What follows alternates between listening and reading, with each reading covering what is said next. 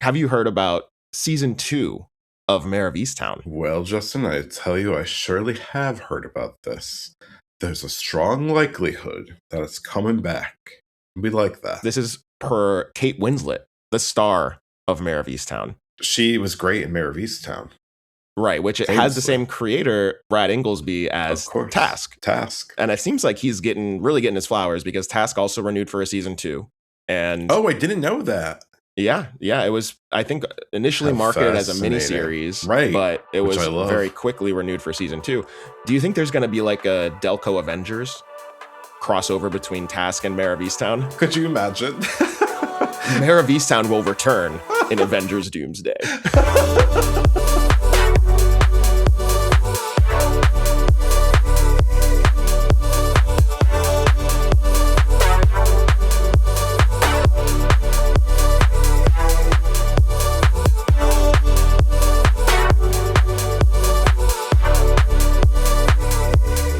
Ooh, banana. Justin. Hey guys, thinking about jerking off. Geoff. And welcome to Bants. And Geoff, we're talking about I Love LA today. Can't wait to talk about that show. That show is really something special, and I'm not hearing enough conversation about I Love LA. And we're going to have a long conversation about it. I'm not seeing enough color. Stay tuned. You're not seeing color? Remember that? That was like one of my favorite vocal stims. It's okay. So Ellen Pompeo was being interviewed by like Vanity Fair for that women's roundtable. And she was talking about how she wasn't seeing enough people of color in behind the camera.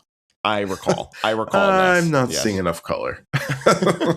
So good. Justin, I miss you. I got so used to seeing you every couple of days when you were home for like 2 weeks. I know. We're so back to the grind now. It's terrible. The grind is awful, by the way. There's something about the grind this year, especially, that is fully bad and Hot take. Not enjoyable. Working sucks. You know, it sucks more than ever. Now more than ever, working blows while democracy is like truly crumbling around us. And we're bringing important light to that difficult topic of how much work sucks. But Justin, don't worry. Don't worry, Justin. I got a text from Chuck Schumer today. Oh, good. They're on it. They're now going to put up billboards that say, "Break the law, go to jail, ICE," and they want money for it. That's going to fix it. I feel very confident. That'll fix it. Justin, as a scientist, I think you can agree that a good poster session is really world changing.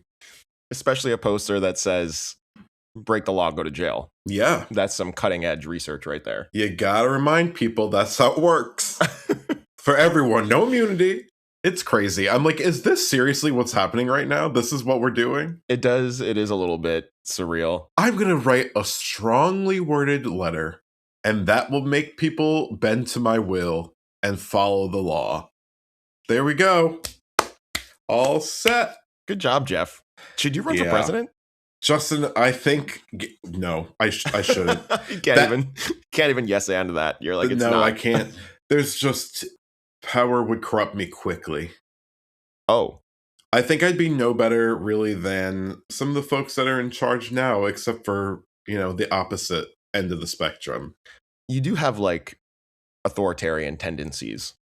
Well, that's okay when I say it, but when you say it, I find it to be very hurtful. And that's actually rude. And what's your evidence? I don't think you have any. That sounds very authoritarian of you, actually. That's exactly what an authoritarian would say. It's only okay when I say it. Do as I say, not as I do, fool.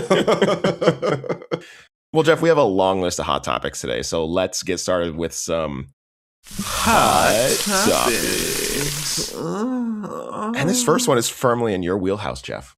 It sure is. Okay, well, now you know that I love Las Culturistas, Bowen Yang, Matt Rogers. Mm-hmm. They had an otherwise really great episode this week. It was called The Exit Interview, and it was basically Bowen waxing poetic about his time at SNL, giving us a little bit of like behind the scenes of like the decision to leave and how it all happened and kind of what's next for them, which is very cool. They're definitely doing a book. They have a movie or a couple of movies that they're working on together. Very cool stuff. But there was a section of the podcast that I was not very happy with. I was disappointed with, in fact, and I think a lot of people were. It was about an hour and a half in, I think. Matt Rogers was talking about politics, and he was talking about basically that he didn't think that Jasmine Crockett, who, as we know, is a representative from Texas, is electable as a senator. Then, of course, this is in reference to her now announced bid for a Senate run.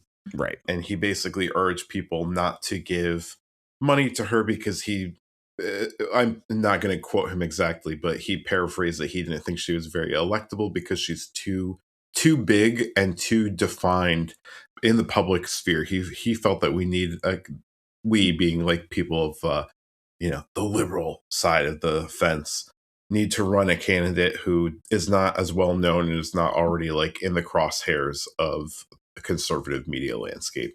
And so people are really having a big reaction to this. This is like the #1 article on Entertainment Weekly and Deadline right now. Bowen Yang and Matt Rogers, and I should say Bowen agreed with Matt, but they have both since apologized and didn't mean to be misogynistic or racist. Basically, is how a lot of people took their comments to be. I don't know if you read the article or what your thoughts are about this. Yeah, I've read the article. I will say I haven't listened to the podcast, so I don't know exactly what the direct quote was, but I've read the Deadline article. I've read the transcript of what, Matt and Bowen said in this segment. I feel that on one hand, I am so sick of hand-wringing over electability, right? Like we saw this with the previous election where there's so much hand-wringing over like, oh, well, on the specifically Democratic side, because of course the Republican side doesn't give a shit. On the Democratic side, they're like, oh no, like we can't nominate this person for the presidency because like Republicans won't vote for them. You know what I mean? Right. Like, this came up with Elizabeth Warren, with Kamala Harris. Like, yeah. And I feel like this is a self-perpetuating thing, right? Like if we continue to not put people up for election, of course they're not going to get elected. Exactly. And I think that, it's a little bit self-defeating. So on one hand, although they didn't say that explicitly in the podcast, that is the vibe that Matt was giving when he said, like, she can't win, right? She's not electable. And I can see people drawing that from his comments. But if you read the transcript of what he said in the podcast, he said, quote, "She's not going to win a Senate seat in Texas. If Beto O'Rourke couldn't do it, Jasmine Crockett is not going to do it. It's nothing against her. It's just that she is a politician in that she is very well defined already. And it is my opinion that we are going to need someone who is less defined at this moment that then rises up." So his criticism or like his comments seem to be more about the fact that she's like an established politician. 100%. And that we need new voices and new faces in, the left side of politics right now to take leadership. While I do agree with that, I think that, this was kind of a flippant comment that is very easy to take out of context. Right. And that's what I think happened.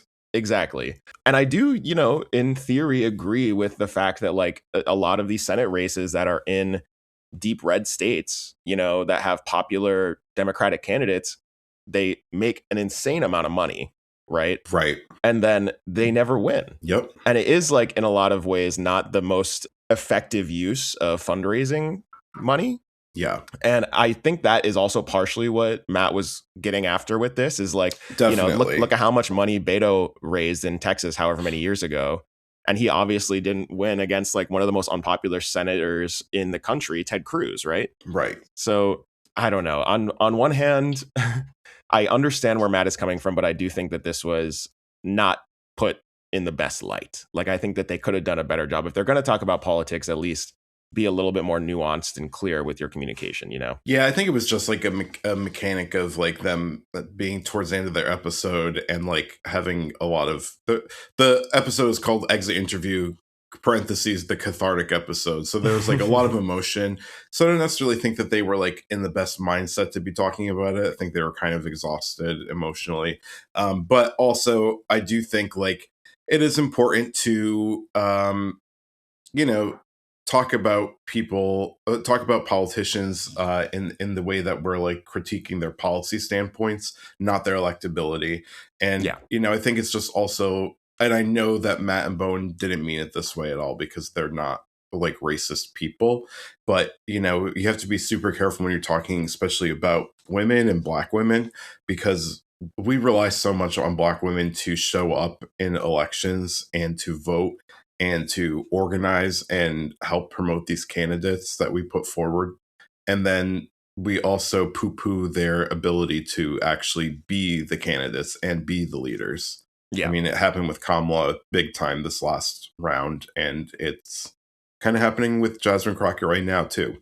And she's one of the only, you know, Democratic politicians who's out there truly sticking it to the right as much as she's able to within her power. Yeah, and in that way, I do kind of disagree with what Matt said about like her being an established face. I think that, I mean, we need politicians. Like, I think that goes underappreciated. Like, we need people who are good politicians specifically. Like, yeah, not to overstate things, but like wanting an outsider is partially how we ended up where we are right now. Like, we need people exactly where we ended up know how to work the system and have experience in that field, right? And not people who are just like disruptors. Yeah. Politicians are, it's a career for a reason, right? It's like with any career, the more that you do it, the more expertise and experience you have that can make you better at the job. Yeah. Now, of course, on the other side, we have like people who like exploit that and do it for selfish reasons. Right. You know, so, you know, it's a double-edged sword. It is. And you got to walk the balance. And I think that, you know, maybe Matt in this comment was a little bit too far on one side of that balance. You know? Yeah. Well, anyways, I'm still a huge fan. They, of course, did apologize, said that they, you know, said basically all the things. It was a little bit taken out of context. They weren't clumsy with their words, that sort of thing. Right. But, you know, I think definitely people should give them a little bit of slack. This is one thing I will say about the liberal contingent of folks in our country is we are so quick to like turn on those who maybe make a mistake and don't do the best job at constantly holding up like our ideals. And it's sort of like the issue that I have with like our politicians in general, like the Democratic politicians that we put up. They do something wrong and they're suddenly like lambasted and they're canceled. I'm like, we cancel people almost more than the right does. Our own people, you know? This is a larger conversation, but I genuinely think that is kind of a squeaky wheel situation where like the people who are actually upset about these things and doing the quote unquote cancellation, which to be clear, I don't actually think people are being like canceled. Like cancel culture is a whole other conversation, but I think that it's more that there's a very small minority of folks that are very loud. Right. And I think that these media giants that like rely on the clicks, like will, you know, amplify post these those articles voices. And amplify. Exactly. So I don't think that necessarily people are being like canceled in that they can't participate in politics or in society. No. It's just that, you know, there's like 2 people on Twitter that are like interested in canceling everyone. You know what I mean? Yeah. Yep. That always rises to the top. Like you said, squeaky wheel. Turn it around, Wicked Witch. I do think it's really fascinating that Bowen and Matt are now like these arbiters of culture and they're like making deadline headlines off of like flippant comments on their podcast now. On their Tina Fey episode, there was like a little bit of advice that Tina gave them where she was like, you guys got to start being nicer about movies. You got to say you like everything now. Like you guys are way too big. And that's so fascinating. I feel like the reason why podcasts get popular and get big and why Bowen and Matt are such good personalities is because they are candid and honest about their opinions, right? And then you reach a certain level of exposure and it's like they can no longer be like that just because of the nature of their job, you know? It's fascinating. Yeah, I think Tina's quote was authenticity is dangerous and expensive. Shh, quiet luxury. Yes. It's a little bit dark. So I was almost like, damn, Tina is like a little bit more cynical than I thought she was, you know? Oh my God. I think she's extremely cynical. I think that's what drives her comedy. Well, enough about politics, Justin. Enough about that. Let's move on to another feud, though, Geoff. Yes. That features your favorite show of last year, Heated Rivalry. It surely does. And the star of I Love LA, Jordan Firstman. Well, one of the stars. One of the stars, right. We'll talk about him much more later, but I do want to bring up the fact that in an interview with Vulture, he made some comments about Heated Rivalry. This is in reference to the gay sex tape that is featured in I Love LA. And the interviewer at Vulture was saying that they admired how honest and real that sex tape seemed. And the interviewer said, it's legitimately casual. And that's such a contrast to something like Heated Rivalry, which is so posed. Yeah. And then Jordan Firstman, in a longer comment, basically said that Heated Rivalry looked like two straight hockey players pretending to be gay. And this started a bit of a feud between Jordan Firstman and the stars of Heated Rivalry. So I wanted to get your take first on whether or not you agree with Jordan. Well, in a way I do, because this is a show. Well, okay.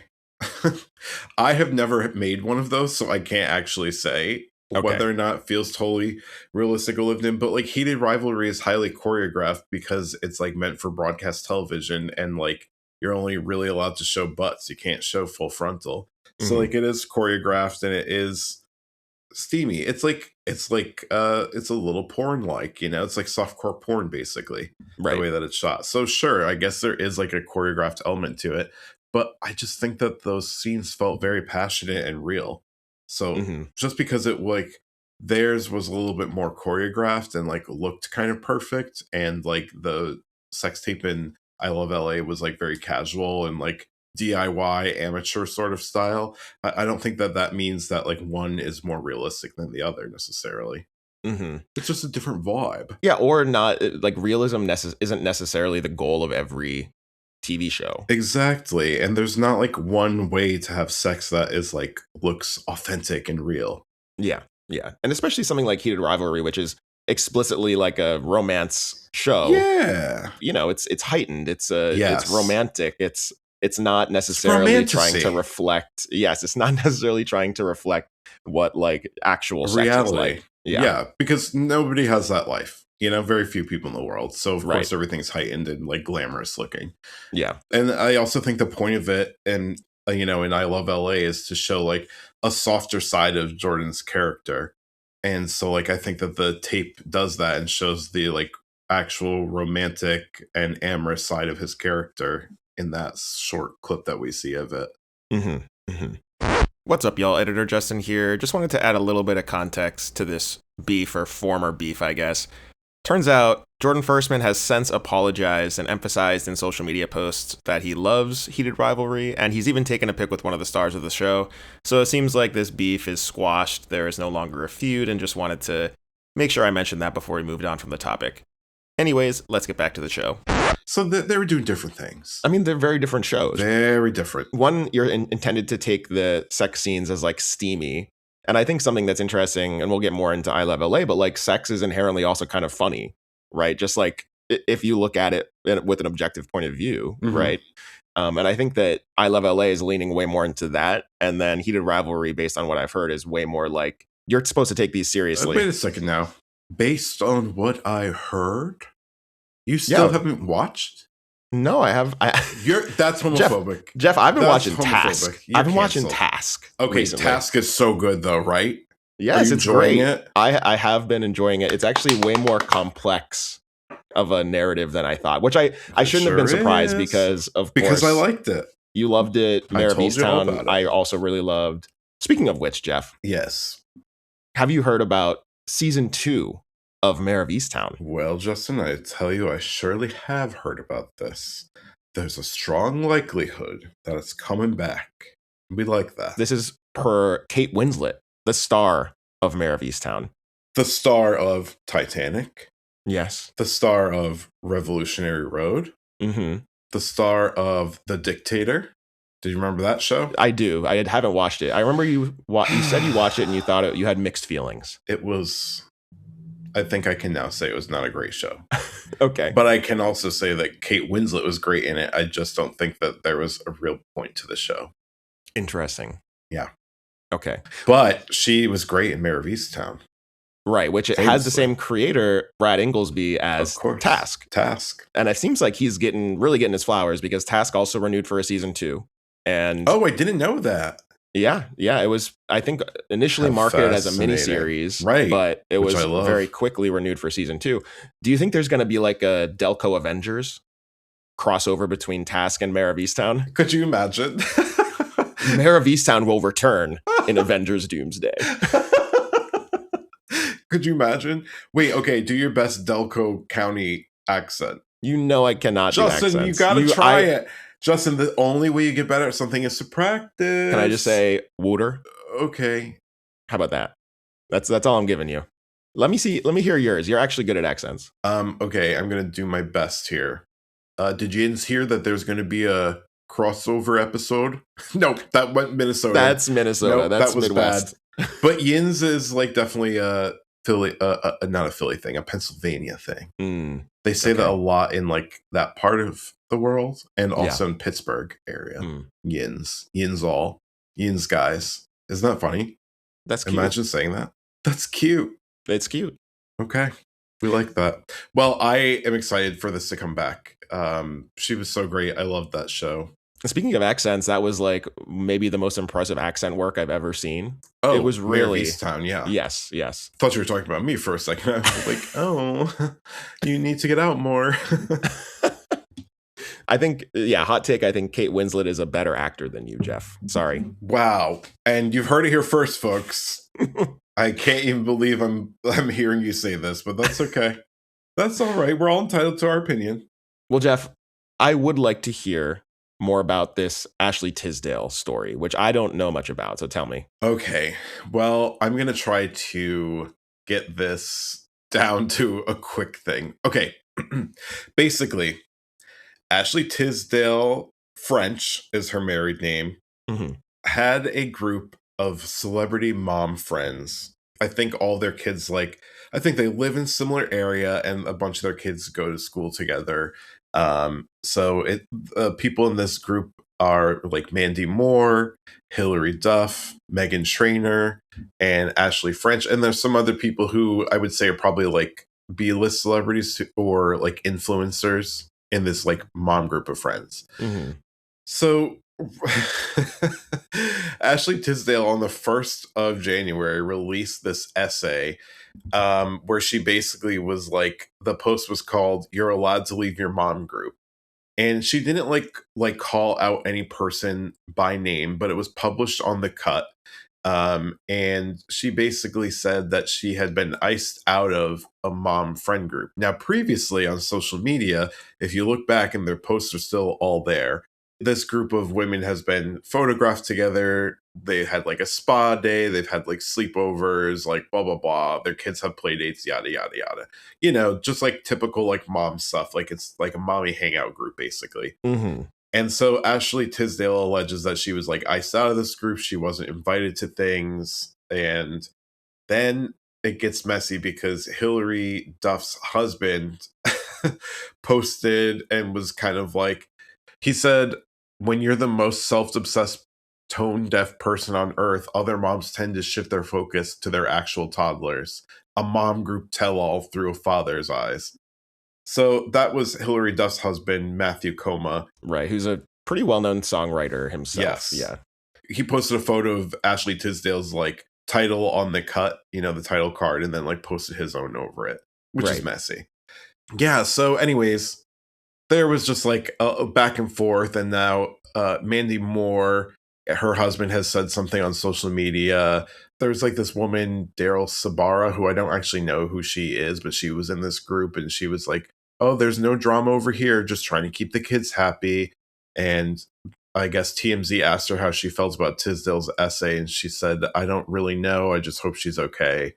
Like, it just seems very strange, and it's very messy. And I also am like, this is something I think that a lot of people relate to, and it's happened like a lot in day-to-day life, just like people's lives. Yeah, being like iced out of a group, or like being like, I don't need to hang out with these people anymore, and like distancing yourself from friends. Yeah, so I did read Ashley Tisdale's or Ashley French's piece in The Cut, and my takeaway was, this is an article? It was like the punchline of the article is like, these people don't want to hang out with me anymore, and I don't know why. And I guess I just don't understand why she got, or how she got this platform to write this. Yeah. And this is no shade to Ashley French, but like, who at The Cut was like, this is content? And I mean, I guess it is content. It's probably getting a lot of clicks now that there's like drama about it. I was just going to say that. But it seems like a big nothing burger to me. And really the juicy stuff is like the drama that resulted. Right. And I do agree that this is like something that people experience in their lives, you just stop being friends with people. And I guess I don't think it's that big of a deal, and it doesn't have to be on the front page of like The Cut, right? It doesn't have to be a New York magazine. Oh yeah, 100%. Yeah, I do kind of. It does make me kind of be like, she wanted like something stirred up here, right. She wanted attention, basically. Mom groups in general are also nightmare fuel for me. If I were a woman who was a mom, I'd be like, yikes, I don't want to be involved. People are so weird about kids and motherhood. Like, everybody has an opinion, and then they truly think more. It's even worse than like politics, where they truly believe that their opinion is like the correct one and you must follow it. You know what I mean? Yes. So I can imagine that a lot of these groups, like this one, and I can only imagine in a celebrity mom group, like they are probably pretty toxic. And the piece doesn't go into the reasons why. It's kind of just like, I was wronged and I don't know exactly what happened, but I'm hurt by it, you know? Yeah. And I don't know. It'll be interesting to see if anything else comes of this, or if it's just like a quick dust up and all the people involved managed to kind of sweep it under the rug. It's also interesting at a time where Hilary Duff is kind of like relaunching her music career. Right. Which, by the way, I don't think we ever talked about her single. We never have. I still have not listened to it. I saw that it came out. It's good. It's good. It is actually like very good, I think. Okay, I will pull it up and give it a quick listen and give my quick opinion. I am curious to hear. I think you're gonna like what you hear, Justin. Is it called Mature?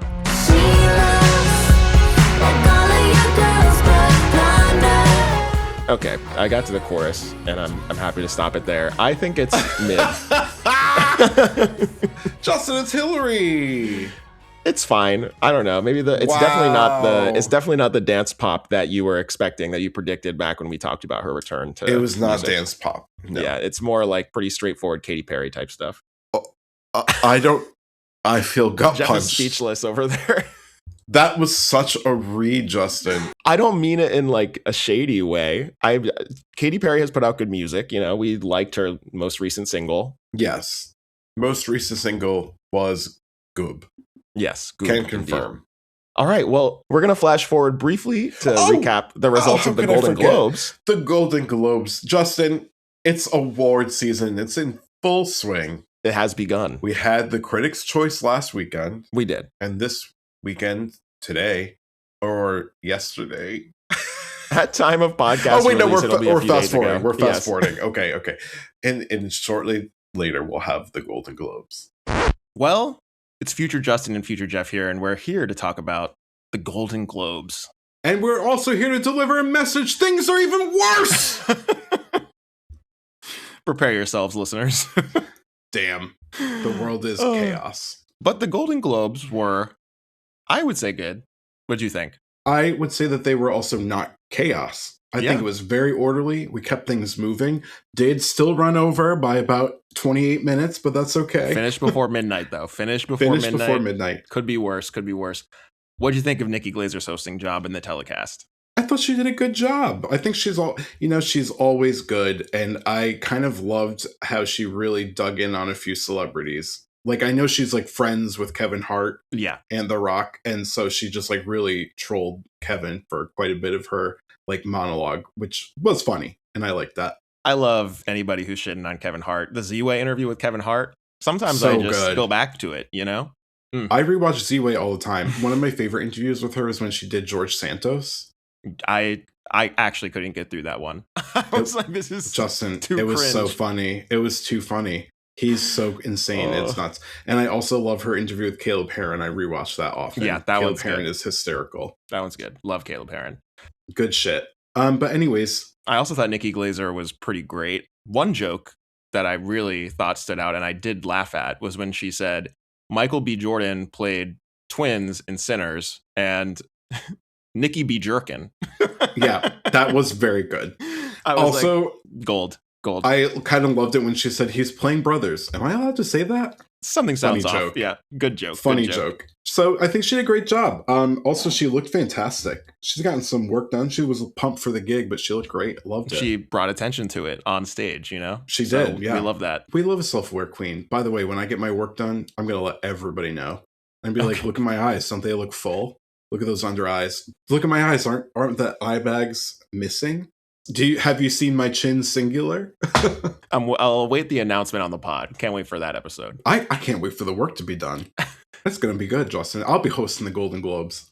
Okay, 2 questions about the telecast. Yes. 1, what do you think of the play-by-play announcers? Okay, well, I did not watch the entire telecast. I have to be completely transparent. I did watch like a highlight reel today that was about 27 minutes long, and it was like the big winners and their speeches, and it did the opening monologue and a couple of the cutaway segments that Nikki did to like keep the show moving. Okay, well, so I did not watch this play-by-play, so tell me. Yeah, so you probably missed there was like 2 guys, and I am not sure if they're like sportscasters or what's going on, or if they're like radio DJs. I have no idea.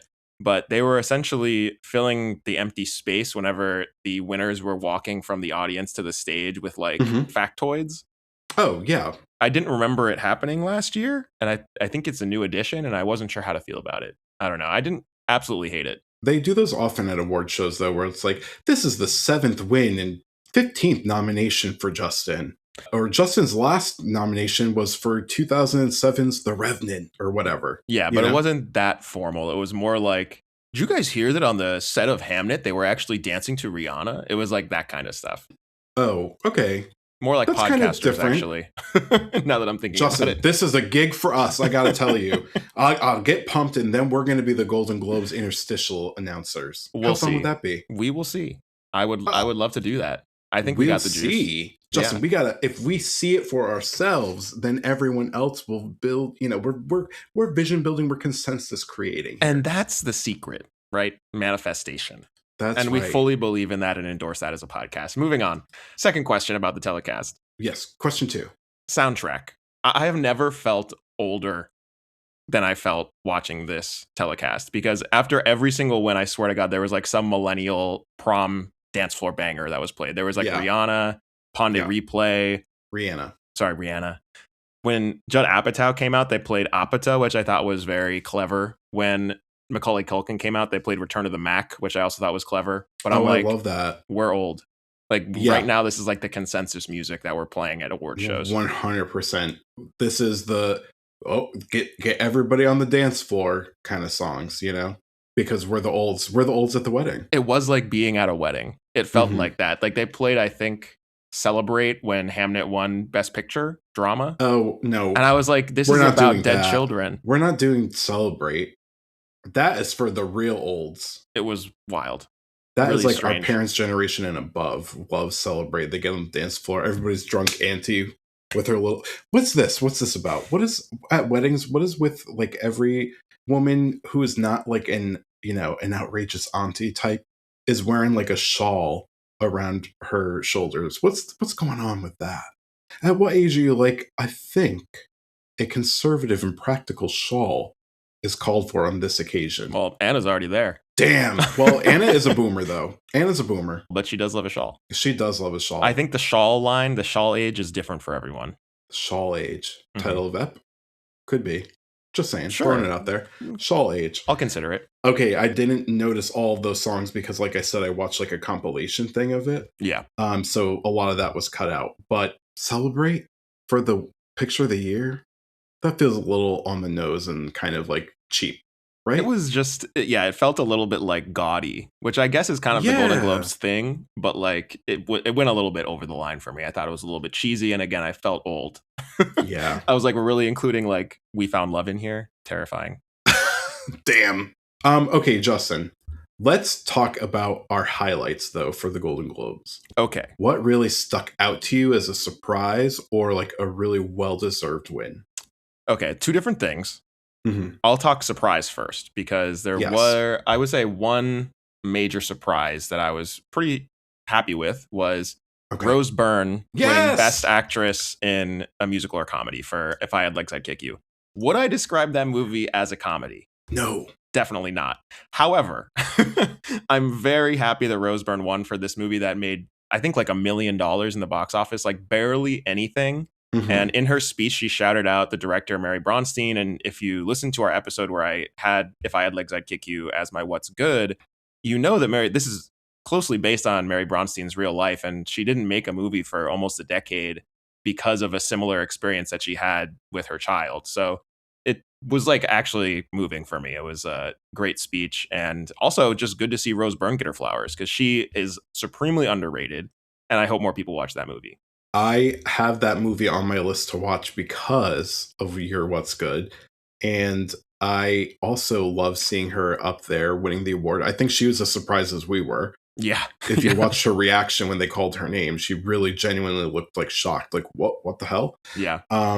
Because it is a movie that I feel like a lot of people haven't even heard about, never mind watched. It's a tiny film. Yeah. Yeah. It's truly like an indie.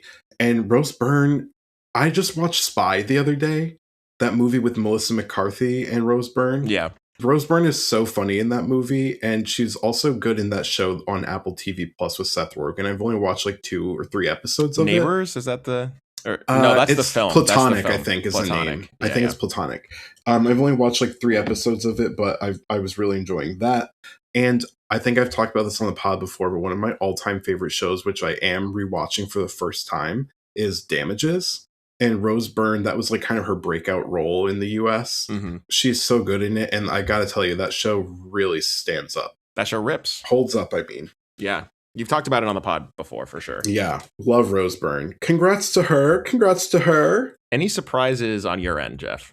Well, I have to be honest. I was surprised by Timothée Chalamet's win for Best Performance in a motion picture, musical, or comedy. And I have to tell you why I'm surprised. Okay. I know that he has been like, really pounding the pavement and campaigning hard and said, I want the trophies. I want the hardware. Give me the gold.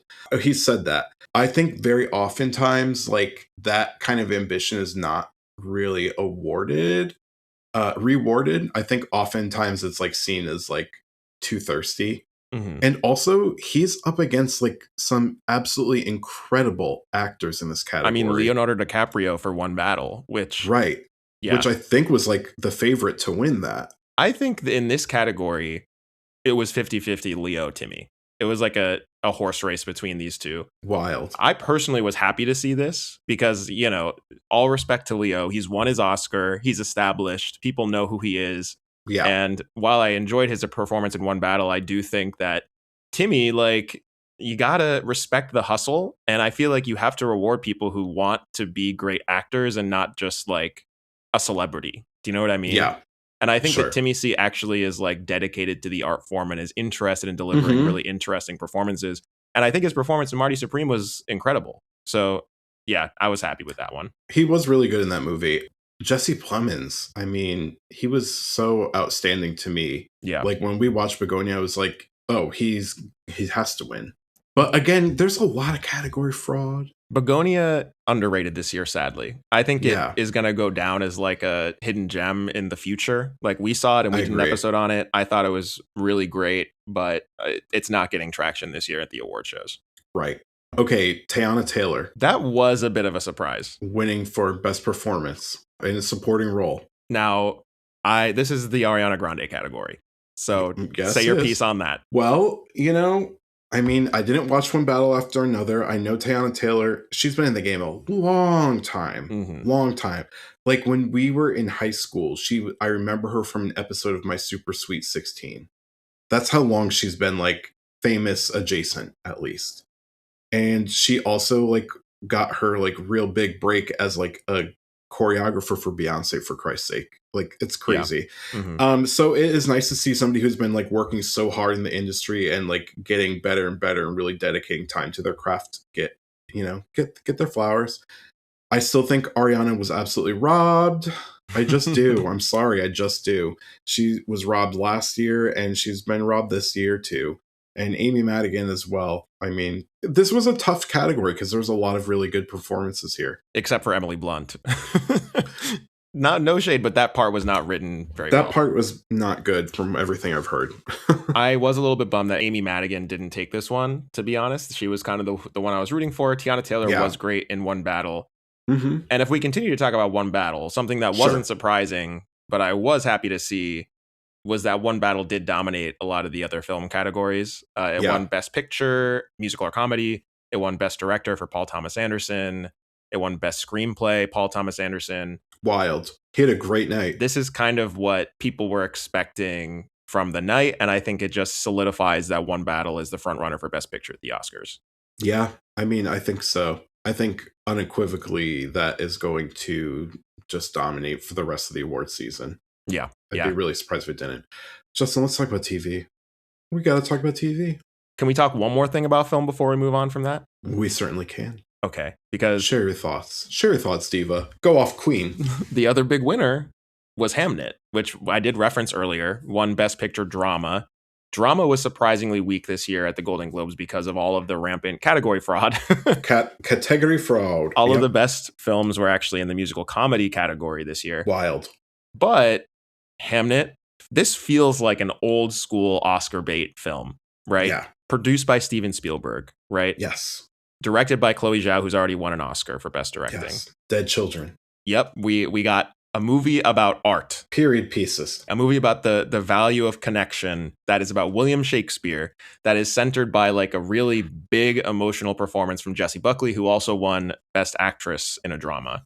Right. So if anybody is coming for One Battle, I think it's Hamnet. I think that would be a La La Land level surprise. Okay. I know what ended up happening with La La Land. It ended up being Moonlight, right. But it would be like if La La Land beat Moonlight, I think. It feels like the more traditional Oscar choice, even though I think the culture right now is pointing towards One Battle. Right. I think for that reason, One Battle has it, but I definitely agree with you. This is like Oscar movie. Yeah. It's got all the ingredients. Yeah. On to television, though. Let's talk TV. Let's talk a little TV. All right. Best television series drama.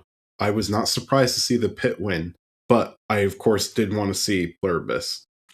Yeah, I mean, this is a situation where, again, Golden Globes, we said this last year, they're in a weird place when it comes to television. The Emmys have already happened, and they kind of just pick up a couple of new TV shows that have aired since the Emmys happened. Mm-hmm. And Pluribus was in that gap year, and The Pit, I think, just has such momentum coming out of the Emmys that there was no way that it was going to lose this. Yeah.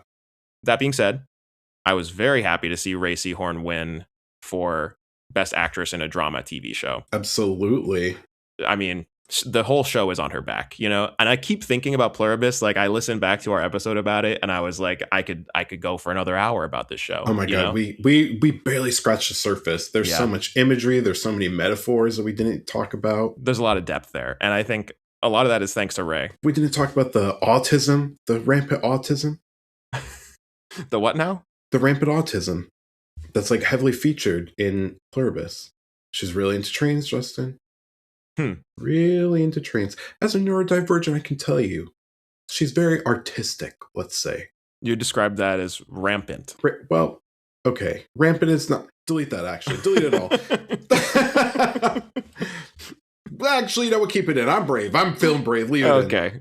Cancellation is false, as we talked about earlier in the show. That's exactly right. Again, manifesting. If you don't feel canceled, you won't be canceled. Kanye says that to himself in the mirror every morning. Moving on. So is Kevin Spacey. TV, Adolescence, continued the sweep. Oh my God. Love. I have to watch it. I got to get on the Netflix, Justin. You never gave me your password. You never added me to your account. Oh, right. I forgot about that. You know what? I'll get on that so right after this recording. Okay. I'll get on that. Anything else you wanted to talk about with TV? Well, okay. I do want to say this. Mm-hmm. I felt like the TV categories were kind of weak this year. And I was surprised because I was like, I mean, the limited series were great this year, for sure. Adolescence, for example. But I'm like, seriously, we're still nominating The Bear, for TV, musical, or comedy. Ridiculous. The studio did win in that category this year, just like they won at the Emmys, so that was cool to see. But they didn't have a ton of competition, and I'm just kind of like, you know what, guys? We got to get it together, for real. We got to get it together on here. I think part of it is just timing, because this happened so soon after the Emmys, and so many of the winners here were also the winners at the Emmys, with very little variety. I think the only real difference was Ray Seahorn for Pluribus, which wasn't out when the Emmys came out. So right. I don't know. But this category bothers me, Justin. I got to talk about it. Okay. Best performance by female actor in a television series, musical, or comedy. I love Jean Smart, and she absolutely deserved to win in this category, but this is her competition. Jenna Ortega, Natasha Lyonne. Love Natasha. I don't think Poker Face is a great show. Interesting. I just don't. I love Natasha, and I think she's great. I just think the material is not great. Selena Gomez for Only Murders. Womp. Io Debris. I think Io Debris is excellent. I just still have an issue with this, with The Bear being considered musical or comedy. The category fraud, yeah. And then Kristen Bell for Nobody Wants This. I'm just like, you know what? I want to see new names. New names. We've seen all these people. They're all extremely rich. They're all extremely famous. Jean Smart does give a great performance in Hacks, but I want to see new people. We need to give new actors opportunity. You know? Yeah. That's just how I feel. Yeah, it is interesting. I mean, this is the difference between TV and film. Like the Emmys, I feel like there's these standbys that come through every year, and it's the same people. At the Oscars, you know, franchise films that are making like one film a year are not winning Oscars, right? No, so we're not getting Avengers Doomsday as Best Picture, musical or comedy. Exactly. And if we have like a repeat nominee like Timothée Chalamet, it's because he's fucking pounding the pavement. He's like grinding. Right. You know what I mean? Right. So yeah, I do agree with you, but I do think this is kind of an artifact of just TV as a medium. I wouldn't know how to fix it, you know, unless you have. I think it would be unfair to have like a nomination limit or something, you know. I just want to see new shows. I want to see more television shows that are of good quality and aren't just like playing to the middle. Because I feel like almost all the shows that I just mentioned, those actors in, are kind of like just like lowest common denominator television. Yeah. Like Hacks is great. I love Hacks. I think it's a great show. It's very funny, but Nobody Wants This. The later seasons of The Bear, Only Murders, Poker Face, Wednesday. It's all kind of like blasé. We're doing this for. These are kind of like blockbuster shows. You know what I mean? Yeah. They're the ones that we've been hearing about for years now, for sure. For a long time. I'm just ready for something new. Let's change it up. Speaking of categories that make me mad. Yeah. Box office achievement. Well, let's talk about it. This category alone, just the category makes me mad. But the only win, or I should say wins, there were 2 wins that Sinners had tonight or last night. The first was for box office achievement, which feels, again, like a backhand. Feels like you're not good enough to win Best Picture, so we'll throw you this one because people liked the movie. Yep. And I think this has to do with Ryan Coogler being perceived as like a blockbuster director. It has to do with this being a horror film that people think of as lowbrow, even though I think it has a lot of highbrow ideas. And I mean, listen. Anything else you think? There's a couple other things I could think of as well. You know, like I don't want to accuse anybody of being racist, but it's on the table. It's on the table. Certainly on the table. Now, the only other award that Sinners won was for score, which they didn't even air during the telecast. So, and that feels punitive. That is tough. I have to say. That is very tough. That feels a little intentional. So I was a little bit bummed that Sinners didn't get more love. There was stiff competition, but I was kind of, maybe it was like a real reach, but Best Actor in a Drama category, which Wagner Moura won for The Secret Agent. I thought that maybe Michael B. Jordan had a shot there, but yeah, could have. I want to talk about a new category for this year. Okay. Best Podcast. We won? Justin, I was shocked and appalled to not see our names up there in lights. We should be sitting in that room, Justin. I'm seeing it for us in 2027. 2027. Okay. Yeah. You know, the next Golden Globes. Oh, the next Golden Globes. Yes, they'll be happening in 2027. I see it for us. I see a nomination of brewing. All we have to do is like multiply our listenership by at least 1,000 minimum. I think we could do it. Okay. I see it for us. Listen, once we get the visuals, it's over. It's over for all these bitches. Watch out, Amy Poehler. We're coming for your crown. We're coming for your crown. I'll do bits in the audience too. Yeah. You're not better than me. Kidding. Okay, wait, but listen. What about this? What about these other podcasts that were listed up there? Okay. Here, this was a joke. It was the first time that this has been awarded, and it was already a joke that this was an award, right? Nikki Glaser, they had a whole, like, we come to this place for magic sketch, basically, about the podcast award, which it was very SNL. And also inspired to use the Nicole Kidman ad from AMC. I thought it was really funny. Love it. Mark Maron cameoed in there. It doesn't get old. Who is like podcast legend. He's like father of podcasting. Yeah. So I thought that was ingenious. Everyone is self-aware that these nominees are basically just celebrities that started podcasts, with the lone exception of NPR, who have been like, you know, in the game for decades. These are like professional radio and podcast producers. They're journalists. Exactly. In a way that they're really the only nominees that I would be like, you know, these guys are in it for the real stuff. You know what I mean? No offense to Good Hang. I think that is of like the celebrity talk shows. I think that the quality and just the humor that Amy brings to those conversations is like above and beyond most of the other shows. Absolutely. No competition, honestly. But seriously, no competition. I would like to see a little bit more variety in that category. Are we serious? Fucking the Mel Robbins podcast? What? I mean, even the clips that they showed like to hype up each podcast was like the one with like Will Arnett, and I didn't even know that they had a podcast together. Yeah, Smartless, yeah. When they were like, this just started with like us talking to each other across the couch. And I never realized how much I didn't like Will Arnett's voice until that clip. I was like, damn, that's annoying. Also, I wonder if Amy Poehler feels that way. Since, you know, and then she's like, by the way, I just won ex-husband. You know? I didn't even think about that. But yeah, that's a good point. There were exes fighting against each other in that category. Damn. Sabatra. Head to head. Head to head. But very happy for Amy Poehler. And I do think that her cutaway shot and bits in the audience were pretty funny. It can always count on her. I did appreciate her shout out to NPR in her speech, where she did say, like, you know, she kind of lampshaded the fact that she got into the game this year and is just like, you know, trying her, like, what'd she say? I'm giving my 25%. Like, I got into this game because I see men doing the bare minimum. Shots fired at Will Arnett. Literally. Well, have you ever listened to Smartless, Justin?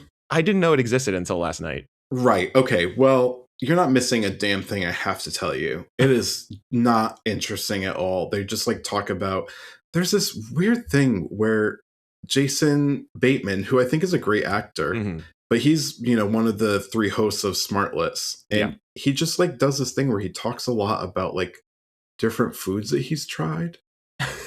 And I'm like, who is this interesting to?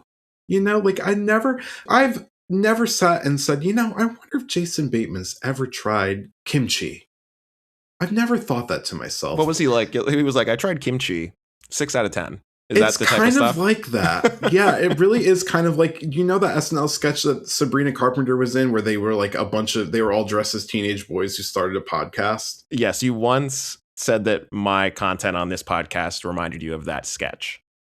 Well, Justin, I'm so sorry I dragged you like that. It was funny. It was funny. But their podcast literally is like that. Mm-hmm. Okay. There's nothing to it. It's very inane. It's very boring. That's unfortunate. Very boring. Well, I'm happy that Amy won. I think she was the front runner. Yeah. I mean, yeah, I think she like literally has like the biggest debut podcast ever. So good for her. Yeah. And well deserved. She's very funny and she has great guests and interesting questions. That is one thing I love about Amy Poehler. She always has interesting questions and she's like a genuinely curious person. She also just has a really friendly demeanor and is able to bring like the Gwyneth Paltrow episode. I thought that I didn't like Gwyneth Paltrow. Right. And then I watched the episode and I was like, do I have a crush on Gwyneth Paltrow now? Like, well, what's happening? A lot of people do. I've got to tell you, we went through the smear campaign, and I think that they kind of talk about that a little bit during the interview, where it's like Amy Poehler's like, you know, you actually were kind of ahead of our time when you did the conscious uncoupling thing, and you know, I fell victim to the media narrative of like she was being like so holier than thou, blah blah blah, and I didn't realize that she was like, well, that was actually like a term that was told to me as what we were doing and not something that I came up with or described it as initially. And she was like, and I was just saying, I think that there's like a better way to go about divorcing if the conditions allow it to happen. Yeah. And she's like, I wasn't like poo-pooing anybody, but like, I think the narrative of that time, and you know, the media loves to take down women. We as a society love to hate women. It's true. We talked about this earlier, the whole like mom group stuff, right? Yes. I think that's part of the reason why everybody is so fascinated with that.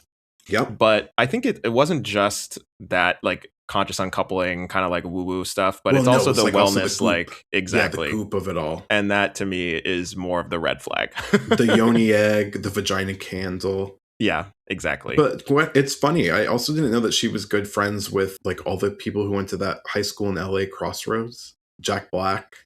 Oh, like, okay. Well, that makes sense now that they did that movie Shallow Hal together. Yeah. Because they like knew each other from high school, and Maya Rudolph, and you know, it's just interesting. Yeah. What a small world the celebrity pool is. I would like to, before we close on Golden Globes, two like quick political things that happened during the ceremony. I did enjoy Nikki Glazer's shots at CBS News on a CBS-owned streaming platform that I was watching it on. That was honestly so iconic. Pretty goated. See bullshit news. Also, did you see Wanda Sykes' acceptance speech? No, I don't think I did, actually. I think I did not see that. So Wanda Sykes presented the award for Best Stand-Up Special. And then won it? Well, no, she did not win, but Ricky Gervais, who is a noted bigot and general asshole, was not present at the award ceremony, and he ended up winning. And Wanda Sykes had made a joke as she was presenting the award, like, if Ricky wins, he's going to be thanking God and the trans community. That is very funny. I think thinking that there was no way that he would win, and then he won. And Wanda was like, well, I guess I'm thanking God and the trans community. Peace. Damn. I just can't believe he actually won for Best Stand-Up Special. Like, come on. Well, I mean, Justin, this is the thing we've talked about many times. Many of these voting bodies are like a bit conservative in terms of like art, like for the art world, there's still a lot of people who are like, but we love this person, even though they do problematic shit and aren't very supportive of like, half the people who populate our industry. So I'm not surprised by that. It's disappointing. And you know what? The other thing I've learned just from like reading or listening to other podcasts and reading articles and hearing interviews with celebrities about like voting in these voting bodies, a lot of them are like, if I don't watch something in that category, I just don't vote for something because I'm just not informed enough. Yeah. And so I think there are a lot of people who in the voting body who actually don't vote for every category because they have not even watched. And then I think they're on the other side of the coin. There are people who are like, oh, I like Ricky Gervais, I'll vote for him, Yeah. Do you think that stand-up as a medium is just like man-coded? 100%. Generally? Yeah. I think it absolutely is. So I wonder if that plays into it. Like, I don't know. I feel like I haven't watched a stand-up special in years, in so long. The last stand-up special that I watched was probably I think it was probably 2 winters ago, and it was Wanda Sykes. Oh, actually, I did watch Hannah Einbinder. She had a stand-up special like a year ago, I think, and it was called Everything Must Go. Oh, I bet that's great. I love Hannah. It was pretty funny. It was. I thought it was pretty funny, for sure. But yeah, the last one that I watched before that was Wanda Sykes, and it was all about her family. Basically, it was all her stand-up. It was about her wife and her not getting along, her wife like smoking cigarettes and it driving her crazy. It was a good one. But yeah, as a rule, I don't really tend to be interested in male stand-up comedians. I think most of them are bad. Any final thoughts on the Golden Globes before we move on? Well, I say, you know what? This worked twice. Let's give her a third run as the host. Nikki Glaser, I mean, we say this every award show, just let the comedians host the shows. Yes. It's that simple. It really is. And let's not get people who, are new and hot and, on TikTok and really blowing up, because they're often not the people who are talented and have the gravitas to command the attention of the room. And Nikki Glaser is certainly able to do that and does it well. With aplomb. Is that how you say that word?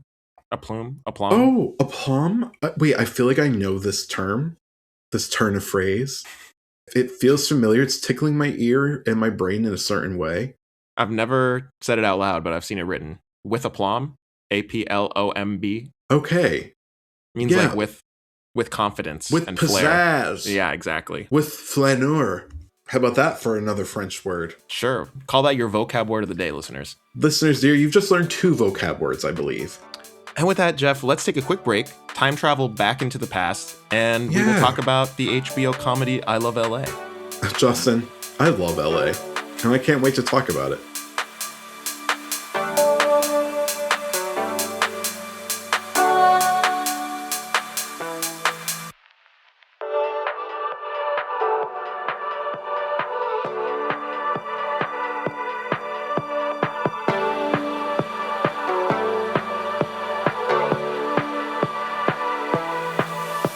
And we're back. Justin, we're so back. We're so back. And you know what else is back, Geoff? Comedy. I love comedy. Justin, I love humor. I love to laugh. Do you remember Katie Couric saying that? I love humor. That's exactly what somebody who loves humor would say. I know, it's so funny. And we're going to talk about a comedy today I Love LA. This is the HBO comedy created by fellow nutmegger Rachel Sennett. Yes. Who we love here on the pod. She's one of our faves. Nutmegger. It, of course, stars Rachel Sennett. It also stars Odessa A'zion, who recently starred in Marty Supreme, which we'll be talking about next week. Very excited for that conversation. True Whitaker, who is the daughter of Forrest Whitaker. Wait, I did not know this. Yeah. Wow. Acting dynasty. Well, it definitely aligns with her character, right? It also stars Jordan Firstman, who we talked about earlier, and who I think most people probably know from his Instagram videos, and Josh Hutcherson, who, of course, everybody knows and loves from the Hunger Games trilogy. Although I guess it's more, there's 4 films. Why did they do that? Remember that trend of splitting the final film of the series up into 2 parts? They love to do that. Harry Potter. Yeah. Part 7. Thumbs down on that trend. Glad that ended. 2 big thumbs down. There's been a lot of bad trends in media. Especially cinematic. Trends can be bad. Yeah. Yeah, trends are generally bad. Let's go for the classics. In this show, I Love LA, Rachel Sennett plays Maya, who is a talent agent, of course, located in LA, who represents her influencer friend Tallulah, played by Odessa A'zion, when she unexpectedly moves to LA from New York. So, Geoff. Justin. What'd you think of the show? High-level thoughts. High-level thoughts. I think that the show is very funny. I think that it does what Girls did in like the 20 teens, the early 20 teens, in that it captures well the lifestyle, the grind and hustle kind of style of being in your early 20s in a big city and kind of experiencing like some friends have great success and having other friends kind of like floundering or really having to like pound the pavement to make ends meet. So I think it captures like very well, I think, what millennials went through in that time of our life and what I think Gen Z is starting to go through now as they transition from student to career professional. Absolutely. This show is definitely in conversation with shows like you said, Girls, like Broad City, these kind of like coming of age in a city type shows, and especially mostly featuring women, although this one also has some significant, male characters as well. Yes. I think people who didn't like Girls because the characters were too unlikable are going to really struggle with this one. 100%. Because if anything, the characters in this show are like even more detestable and horrible. I think that like a difference between Girls and I Love LA is that in I Love LA, people, these characters more or less have careers. They're like established in their careers. They're working. In Girls, you could be like, well, they're young. They don't really know what the fuck they're doing. Like they're kind of just stumbling through life in New York. I feel like in this show, they have some level of power in their respective fields, and they are like regularly abusing it and being terrible people. That being said, it's hilarious. And I think that it is actually pretty incisive in why people are that way. I think that each character, with the exception of maybe Alani, who we don't get a huge insight into her, like, character in this first season, I think the other characters we do get like a motive or a reason why they are this way. Especially, I think, Maya and Charlie. We see a lot of their kind of like internal strife that causes them to be so like mean, So it is pretty like intelligent in how it deals with those characters. And it is, of course, like you said, like really fucking funny because mean people are funny. I really enjoyed the show. I wasn't sure what to make of it until episode 4. Which is, we brought this up in our favorite film and TV episode, but easily the best episode of the show so far, I think. I agree. Really was like a testament to the comedic talent of the cast and the writing, right? That was like it was also a party episode, which we've talked about on the show. We love party episodes. They're always so good. Okay. Tell me your thoughts about Maya, our main character here. So Maya is the Rachel Sennett character. Yes, the protagonist, ? Yeah, and we're keeping it spoiler free here. There's not a ton to spoil in this show, but we will put a warning in at the end of our episode when we talk about the events of the last couple of episodes of the season, I think.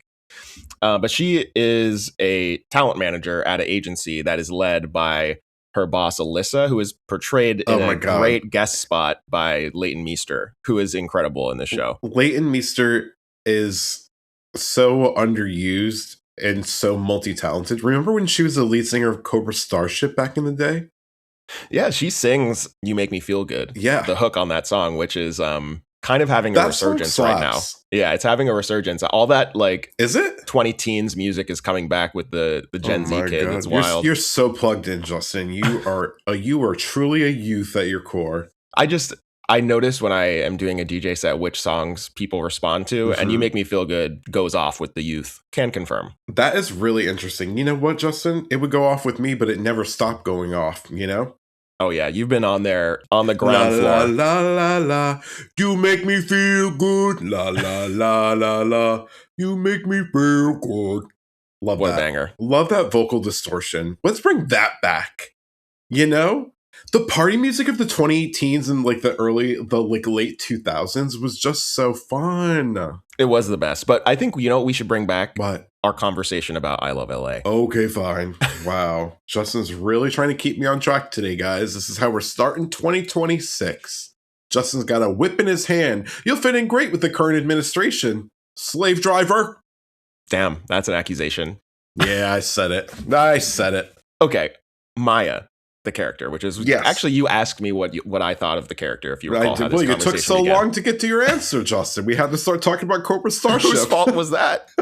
Okay, Maya, I think a really fascinating character because on one hand, I do relate to her ambition. Yes, but I think that especially in some of the later episodes, we kind of see that ambition that she has is at the expense of her, by all accounts, very kind and good person boyfriend, Dylan, played by Josh Hutcherson, who is I think also kind of a breakout character in this show. I think that Dylan seems at the beginning like a bit of a nothing character, and you're like, okay, this is going to be men are boring type of show, which is not wrong, but he actually ends up becoming the moral centerpiece of the show, I think.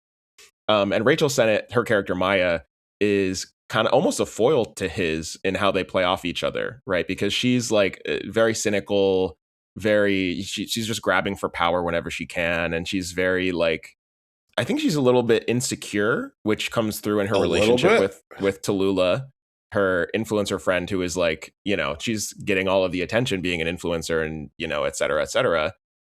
Yeah, I think that's where a lot of her ambition comes from, and I think it's surprisingly and low-key very much a character study and a cautionary tale about ambition, Maya's character. I agree completely. I think that through Maya's lens, Charlie is a very sweet and kind person, but he does not have a lot of ambition. He's content with his... Sorry, Dylan, not Charlie. Yeah, sorry. Dylan is very content with being a teacher, which obviously we know is not an easy job. Being a high school teacher is... I can only imagine terrible. Very difficult ways. And underpaid, probably. Extremely underpaid. And he basically says in one episode that he's okay with having a simple life, but that he admires that she wants to be ambitious and wants more. Yeah. It's always so interesting when there are couples like this. I think we all know them, where one is content with something very simple and the other is always searching for more, trying to do better, trying to better themselves economically. And it's always interesting to see how that relationship progresses. Yeah. Because I think that a relationship with money is very often the centerpiece or I would say is foundational in a relationship. And it can cause, it's ripe for strife if you're not aligned with what you want economically as a couple.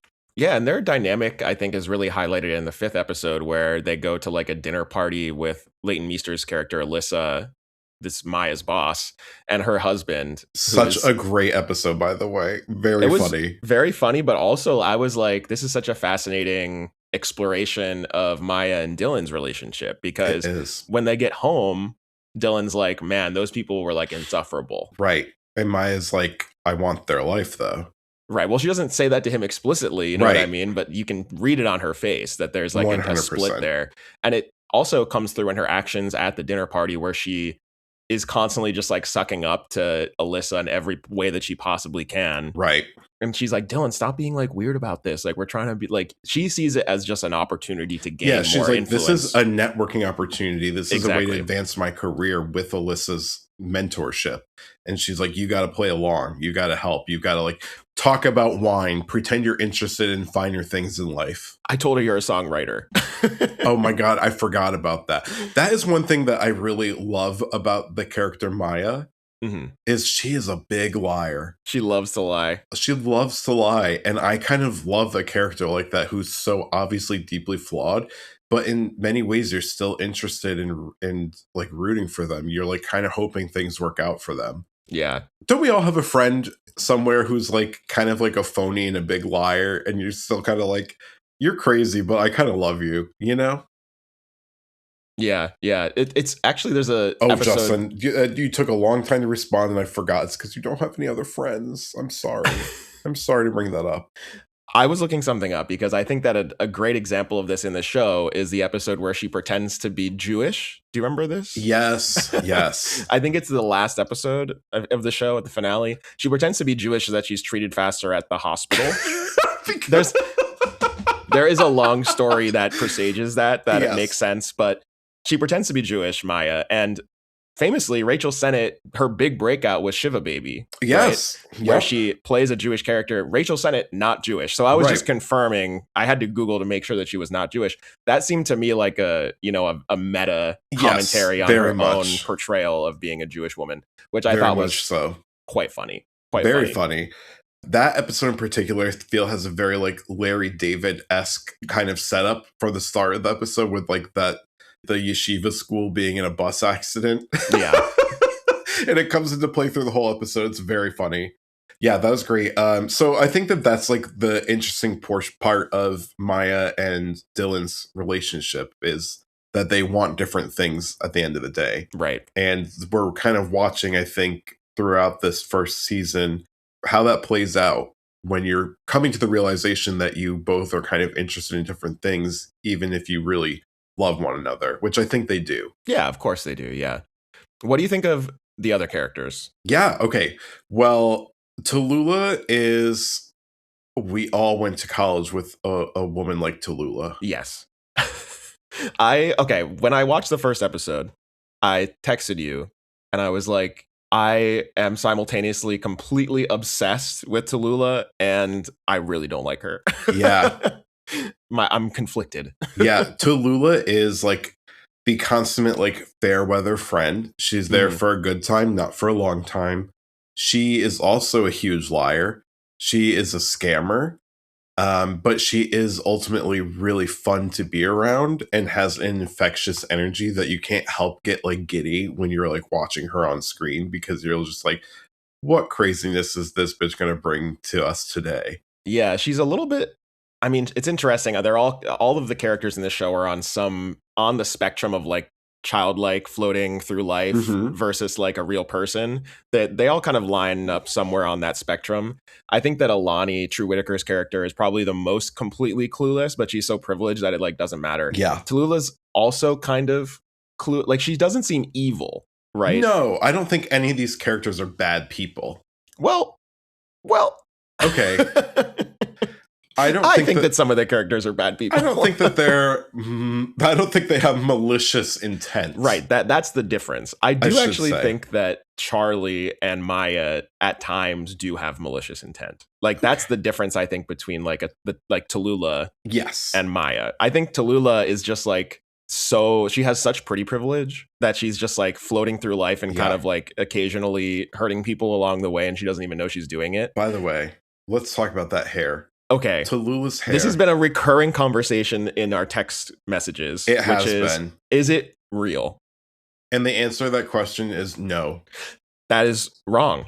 I have learned. No. The answer to that question is that it is indeed real. And I know because in an interview she said real hair, but it's not all hers. No, she says I spend like 4 hours every day when I have this like big hair. Like she does it up. That's why it looks so wig-like. I need to look this up. I don't believe this is the truth, Ellen. I don't believe it's the truth. I'm just saying, listen, I am repeating what Odessa said in an interview. Maybe Odessa A'zion is a big liar too, just like it's her character. Possible. It's very possible. I think, firstly, I have to say, I want to say this. I don't mean to completely objectify this person. I think that Odessa A'zion is a great actor. I loved her in Marty Supreme. I thought she was excellent. Even though I didn't really like that movie very much, I thought that she was really good. And I think that she's very compelling in I Love LA. And I'm like, oh yeah, this girl is an absolute star. I just don't buy that this hair No, sir. This Vogue article is called Odessa A'zion's hair is no longer full of secrets, which I do think is a good headline. That is a great headline. But did you look at the photo that I sent you? Her hair in the second link that I sent looks beautiful and is very normal amount of hair on head of human person. The hair from the other link that I sent you, which is like her hair in the show, so much hair. That's her natural hair. That's the exact look that she said, this is my natural hair. It might be colored, but it is her hair. I just don't believe it. I don't believe it. Well, you heard it here first, team. Geoff thinks that Odessa A'zion is a liar. Oh, I mean, listen, I don't care. I think she looks great, and I love that for her. I just don't think that is all of her hair. I just don't think it is. I think that it's got to be like there's a topper involved, there's extensions involved, there's pieces added to it. Justin, you know what? People underestimate how much hair in the celebrity world is fake. Almost everyone's wearing wigs. I'm going to read you the direct quote women. From Odessa. Read it to me. The gag is, A'zion continued, the LA premiere of Marty was a wig. That is not the picture that you sent? Correct. And this is now the New York premiere. The photo you sent to me is her photo from the New York premiere of Marty Supreme. For the New York premiere, it took me 5 hours to do my hair and everyone thinks it's a wig. You think I can afford a wig like that and wear it all the time? Those are so expensive. I've heard wigs can go up to like $20,000 or $30,000. Are you fucking kidding me? I don't have hair, makeup, or stylist because I'm trying to save my money. Okay. Those are her words. All right. Well. Anyways, she's incredible. I think that she is like a rising star. Oh, 100% she is. Okay. So that's Tallulah. Okay. Tallulah. Okay, great. Yes. Now let's talk about Charlie. Yeah. I want to hear your thoughts. Charlie is probably my second favorite character. Okay, wait. Let's tell the listeners who he is and what he does. Yes. So Jordan Firstman portrays Charlie, and he's a stylist who, at the beginning of the show, is working for fictional pop star Mimi Rush, who is an unrecognizable Io Debris. Yes. Like, unrecognizable. She's so good. I literally didn't know I did not recognize her at first. Okay, I'm glad because I was like, that's Io. And then she was talking more, and I was like, no, she just looks like Io Debris. And then she kept talking, and I was like, no, the way that she moved her mouth is very similar. Like, Io Debris is such an icon to me, and she has like such like specific mannerisms that I was like, oh, this is definitely Io Debris. But the way that she chameleons into this role is crazy. I think this feels to me like Io was like, I just like doing a British accent. Yes. It's so funny. She's a great character, she too. Needs to do more comedy. Funny. I think that now, because she got so big in The Bear, I think that she has like done a lot of drama. Right, yeah. Exactly. And now she's being cast in all these dramas, like Opus. Justin, she can do it all. And whatever that Luca Guadagnino film was that After the Hunt, which ended up apparently not being very good. Did you watch it? No, I haven't. I've only heard bad things. Okay, I haven't either, and I want to watch it, though. Because it's free right now on Hulu. Okay. I think it's on Hulu. But anyways, I think I was going to watch it like later today. Well, update me. Tell me what you think. I will. But because of that, she hasn't done a ton of comedy. And I like this. She's so funny in this role. Anyways. She's very funny. Charlie works for her and is very quickly fired. Yeah. And he's like, for most of the season, looking for like a new gig as a stylist, right? Right. And that's when we come up with what is my favorite subplot of the entire first season of the show, which is the obvious like Benson Boone or Alex Warren kind of stand-in guy who is like, I don't know, a golden retriever type pop star who that like is from like middle America that went viral on TikTok. And suddenly he's got all this money. And Charlie initially thinks that he's like hitting on him, but he is straight, allegedly. Yeah. And very Christian. Very Christian. He ends up kind of befriending Charlie as a friend, like in his personal life, and also he becomes a stylist. And Charlie, both because of his faith and his feeling that like it's a sin to masturbate. He has a group chat with all of his other quote unquote straight friends who are also very religious, where they text each other every time they're thinking about jerking off to help them like to provide emotional support to each other for resisting the urge to spill thine seed. I mean, Charlie is such a fascinating character because it genuine, like, it is played for laughs, but at the same time, Charlie like so desperately needs like real connection and real friendship that I think he genuinely does get a lot out of that friend group in that group chat, right? Yes, and that's part of what I love about this show is like by episode 4, I think, and 5 too, you really learn that while these people are friends and are close, they don't necessarily have a very deep friendship.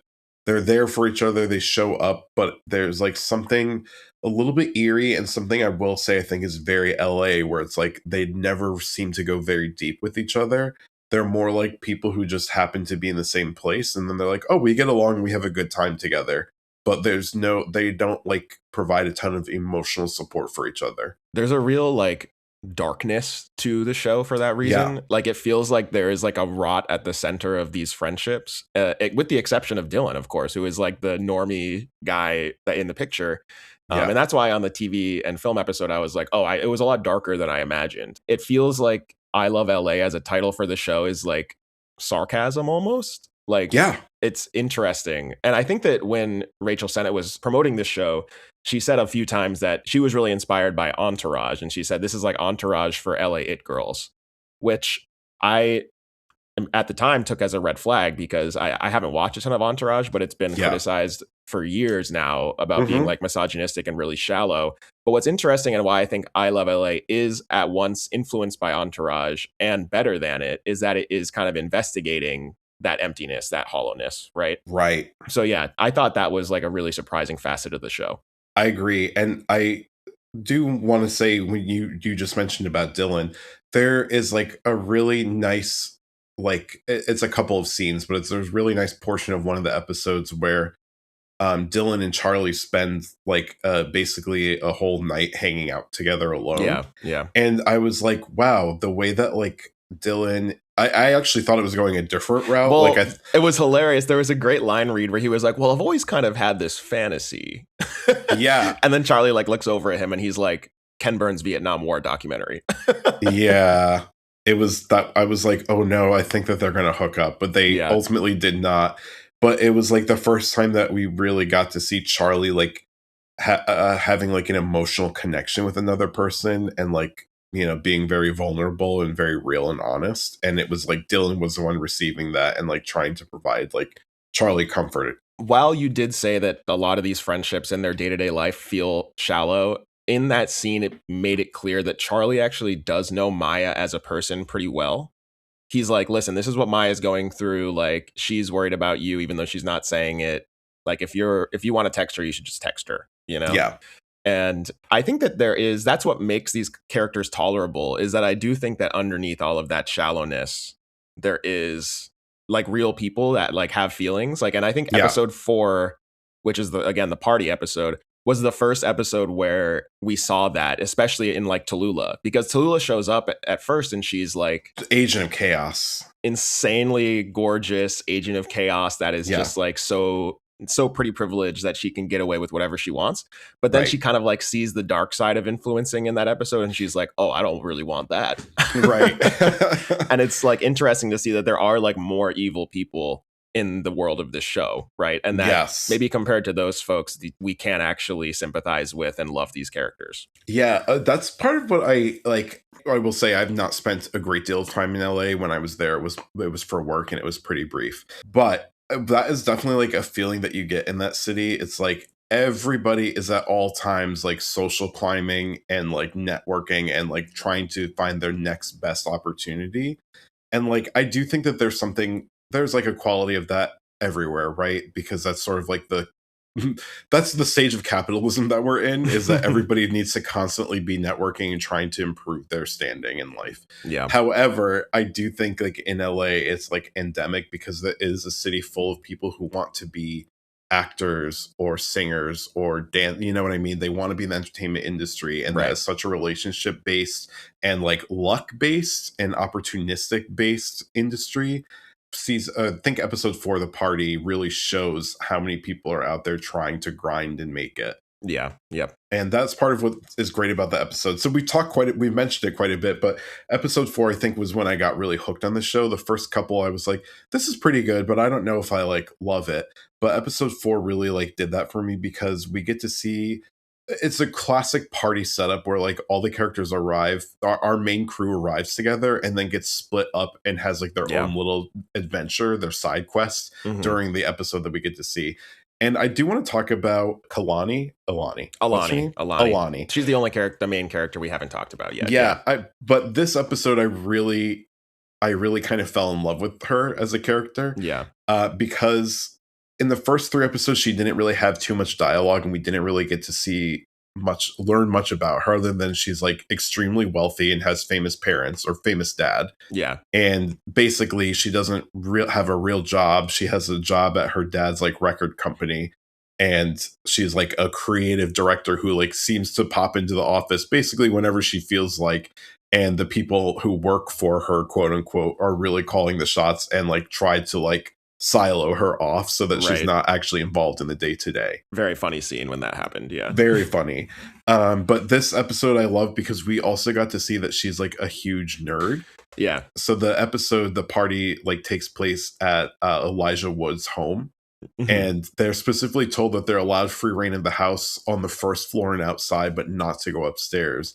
And once Alani realizes that they're at Elijah Wood's house, she's like on a mission to like find out more about him. So she convinces Maya to go upstairs, and they end up running into Elijah Wood, who is like playing a very funny fictionalized version of himself. Elijah Wood is so good. He's so good in everything. He's good in everything, and he's always funny when he's like a guest star. I love it. And so like he plays like a extremely heightened and like kind of crazy version of himself in this show.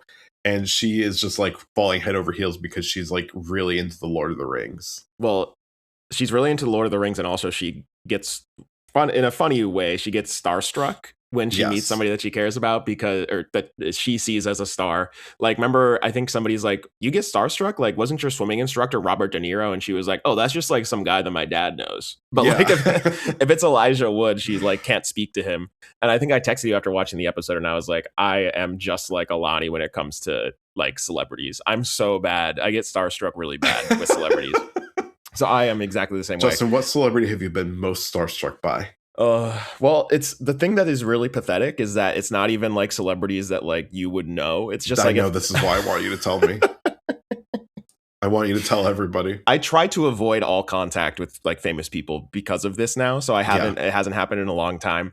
But when I was in college, one of my favorite bands at the time, and this is going to be like really embarrassing, was playing a show on campus there. Amberlin, do you remember that band? Like really niche, yes, like of Christian course rock I remember adjacent. Amberlin. Like I took a picture with the guitarist, and it was like the most awkward interaction of all time. Like, what happened? I like blacked out of my memory. I was just like, and it's like I'm like cheesing so hard in the picture of this like guitarist and me, and he is like completely stone faced, like, who is this weirdo? You know? I think I was just like really weird about asking for a picture, basically. And that was it. That is extremely funny to me. What is their biggest song? Was it like Feel Good Drag? That was that was probably their biggest.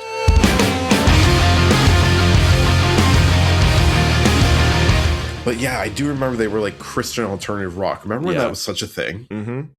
It's wild how many of those songs of that time, we always call it like divorced dad rock when we're doing like karaoke. We're like, it's time for everyone to pick a divorced dad rock song. Yeah, bangers all around. Absolutely.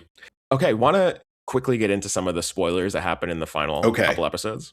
Yes. What's up, y'all? If you want to skip spoilers for the last couple episodes of I Love LA, you can go ahead and skip to 139:40. Let's get back to the show. Spoilers abound, F-slurs. Let's talk about it. The friction that had been building between Dylan and Maya really comes to a head in the final 2 episodes of the show. We learn about this character that's in Maya's life that seems like he was her boss at some point, but there's also like a clear sexual tension between them, like a dom subs thing going on between him and Maya. Right. Very icky. Which like literalizes some of the ambition situation, because he is like ambition personified, right? He's like, I will do anything to get ahead, and like, you need to stop working for Alyssa and come work with me because you'll be more successful with me. And like, he's simultaneously asking her to like be more ambitious and then also like subjugating her, which she has like a complicated response to. She is so turned on by this meeting with this guy that she comes home and like really embarrasses herself in the middle of a game night that Dylan is having with his teacher friends. And she clearly is jealous of this woman that is also a teacher at Dylan's school that he's playing the game night with, because I mean, when I saw this, I was like, oh, she actually is kind of a better match for Dylan. Like they're playing this board game together and she like is interested in playing the board game where Maya is like poo-pooing it and saying it's silly and stupid. Yep. And she's like having thoughtful conversations with Dylan, whereas Maya is like seemingly incapable of having conversations. Yeah. So she like comes back from her meeting with her ex-boss, like really horny and trashed, and then results in this like huge cringe comedy scene where she basically blows up this game night and accuses Dylan of cheating on her with Claire. Yeah. And then Maya and Dylan end up sleeping together, even though Dylan is like initially very resistant to do so. And you kind of get a picture of how this relationship has maintained itself over the years, because it's like this toxic cycle. What did you think of that scene in that episode? I thought that it was like a little bit dark because they never really addressed the real issue. They were just like, let's take out our aggression by fucking. And I think that that's like an acceptable response from now and then, but it is clear that this is like a pattern, and that they don't actually like, they have like a bit of, well, I think Maya has avoidance issues where she doesn't really want to actually get down deep into these big issues. She just like kind of wants to like move on from it. Yeah. And just say like, sorry, I just like drank too much. It's fine. Let's keep it moving. And that's tough. And I think partially because of that scene and like the fact that she embarrassed him in front of his coworkers, he ends up actually sleeping with Claire in the final episode. That's like the cliffhanger that they leave us with. While they're separated. Well, they are separated. They were on a break. They were on a break. It's classic Friends stuff. Yeah. So I can imagine a Friends thing going on in the next season. And it has been renewed for a season 2. So yes, which I'm very excited for. One thing that I really love about this show, and I think this is like a theme with me, I love when I always say I love when we just like see a story in a snapshot of time. It doesn't have to be like their whole life story, all that stuff. I like that very few of these characters have like last names. Even like the guest characters, most of them are just known by like their first name, because we don't really need to know much more about their backstory in order for them to be compelling. So I always love that. That to me is always like a sign of good writing. Yeah. I also want to talk about some of the guest stars in this show, or recurring characters, because I think there's a lot of great actors who like help to make the show dynamic and funny. We already mentioned Leighton Meester playing Maya's boss, Alyssa, again, a moniker. Ben Feldman, who was in Superstore, which is a show that I recently started watching and I never saw when it was on air, plays Jeremy, who is Alyssa's husband. He was very funny in the show. Yeah, and is inexplicably jerking off standing up at the dinner party that Maya and Dylan attend. Completely insane scene. Froy Gutierrez, we already mentioned that he plays Charlie's friend, and then he's like the guy that he styles. He plays Lucas Landry. Benson Boone stand-in, and hilariously just gets killed off. It's like he's there for 2 episodes and then he's just like dead. Oh my god, very funny. Also, I want to shout out Tim Baltz, who is a comedian who I really love, and I know his work from Comedy Bang Bang, and he's been on a lot of different shows. He was on Broad City at a certain point in time as like a recurring character. Also Lauren Holt, who plays Courtney, who is another one of Alyssa's employees and Maya's coworker. A lot of eagle-eyed folks will recognize her from being a great cast member on SNL for only 1 season a couple of years ago. And then of course we already mentioned Io Debris in her great guest role. So yeah, it's got a great cast. I also want to talk about, we don't often talk about like the setting of shows. And of course, like this show is I Love LA. LA is, to borrow a phrase, the 4th character, the 5th character. Yeah. And what I really love about the way that they portray LA is that you get to see so much of the city and see how geographically diverse it is, how culturally diverse it is, and how fucking large that city, it's really a megapolis, if you ask me. Yeah. And you get to see how actually big it is. And I really like that because I think that there's a tendency And this is something I like about the studio as well. And I know we talked about that in our favorite TV episode. Mm-hmm. But what I love about the way that these two shows like portray LA is that you see the appeal, you get why people are there and deal with all of the traffic, the inconveniences, the sky high prices of everything that they address often in the show about like rent or the cost of lattes and all that kind of stuff. Like you understand why people are drawn to this place and enamored by it. It's funny. I just wasn't paying as close attention, but I felt like, Rachel Sennett, not a LA native, of course. We talked about how she's originally from Connecticut. Mm-hmm. And as I said, I feel like the title is kind of a tongue-in-cheek or a sarcastic I love LA. Obviously, she lives there now, I believe, Rachel Sennett. But I didn't get a sense of like LA as a city more than I got a personality of the people who live there. You know what I mean? Yes. And a specific class of people that live there. Yeah, I do think that was done intentionally too. Mm-hmm. Like you get to see different aspects of it, but it's all like everything except for the apartment of, I would say, Maya and Dylan is like very glamorous and very chic and very cool. And then you see the like simplicity that Dylan is like talking about that he's content with. And then we're seeing these characters in all these other areas of LA where like the affluence is evident. And that I think that feeds into like part of Maya's character. It's like she spends time in these places that she can't necessarily afford or doesn't necessarily belong because it's all aspirational for her. Right. And that, of course, as we've talked about, is like key to her character, that sense of climbing and ambition. Yep. Anyways, really love this show. I'm excited for season 2. I kind of thought at first when Tallulah showed up out of the blue and was an agent of chaos and you immediately are charmed by her as a viewer. And you even see Dylan start to be like won over by her, even though he's pissed when she just shows up and is like, hey, I just need a place to crash for I don't know how long. You start to see even Dylan becomes like, he like kind of turns a corner and is like, yeah, she's a little crazy, but she's a good person and she's fun. Like I thought that she was going to kind of like be the disruptor of Maya and Dylan's relationship. And it turns out that really Maya's own ambition is the disruptor of her and Dylan's relationship. Right. So it surprised me in positive ways, this show.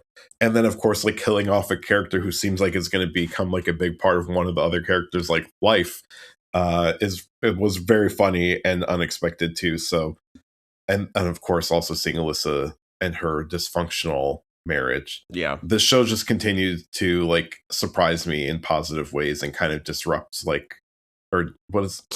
Thank you. Subvert expectations. Mm-hmm.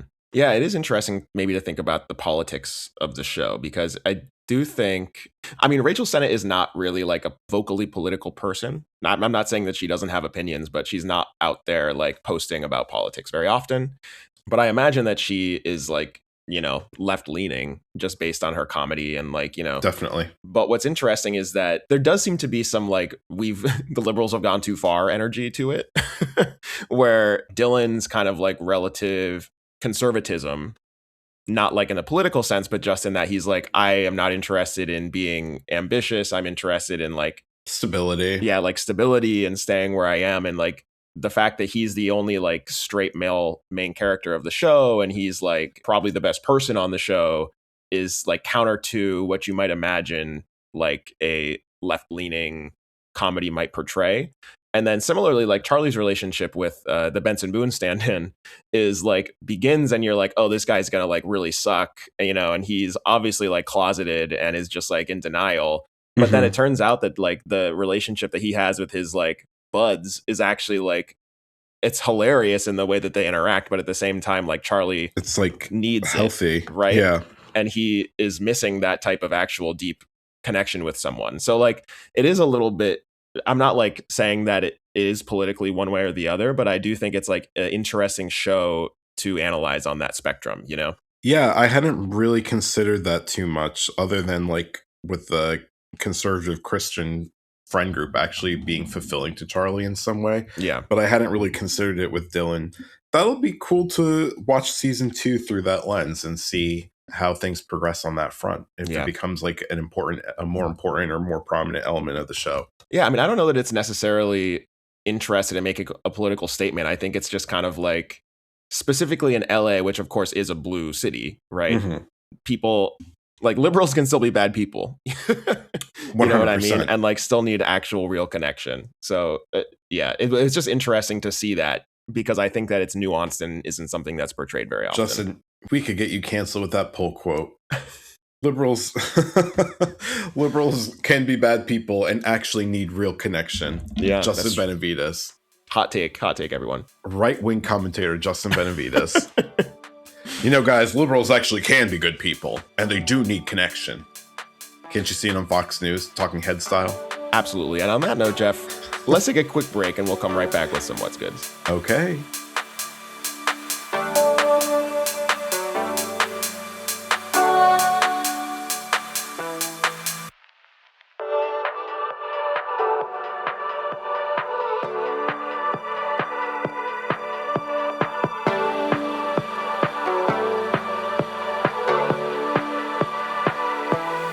And we're back.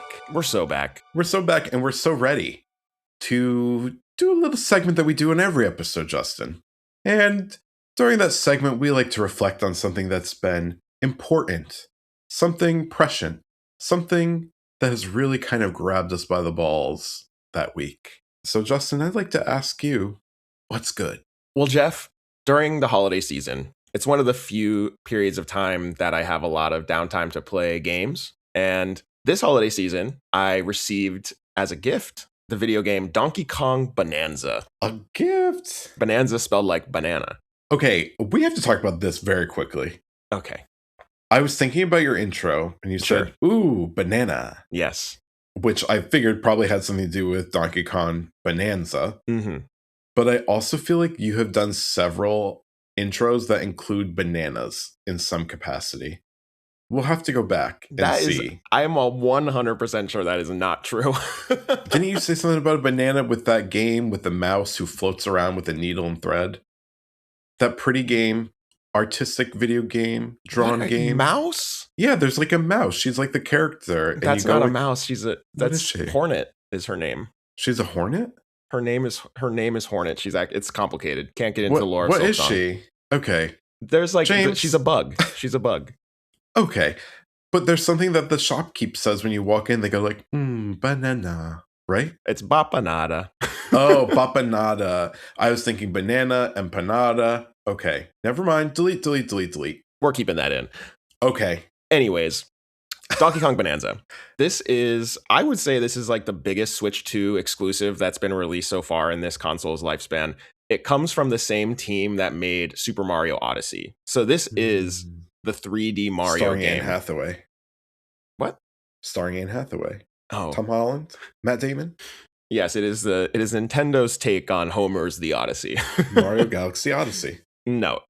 Super Mario Odyssey was a 3D platformer that came out for the Switch 1. It was a launch title for the first Switch. Mm-hmm. And that team made this Donkey Kong game, which was very unexpected. I think most people expected a new Mario game from that team. Some people, that's me. Yeah, exactly. I mean, those people. I think everyone did, but they decided to kind of like take a sharp left turn and make a DK game. This is the first like Donkey Kong game in a really long time that is a dedicated Donkey Kong game. What's interesting about this game, it's similar to Odyssey in a lot of ways in that you're roaming this open world and you're collecting, instead of stars or moons like you did in Odyssey, you're collecting bananas. They're actually classic like banana Donkey crystals. Kong stuff. And every time you get one, it says, ooh, banana, which is why that was my intro. Love it. Very funny.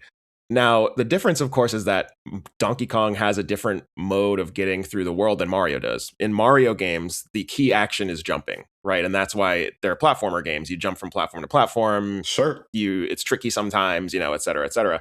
The main action in Donkey Kong, in this game, Donkey Kong Bananza, is punching. That's very violent. When you first boot up the game, it just shows you like this stone wall. It tells you like the button, and then it says punch. And you just literally, you're Donkey Kong, and you just punch through the wall. And in the very beginning, it just puts you in the middle of this like mine, basically, that's filled up with gold. And you can just destroy the entire level to get all the gold.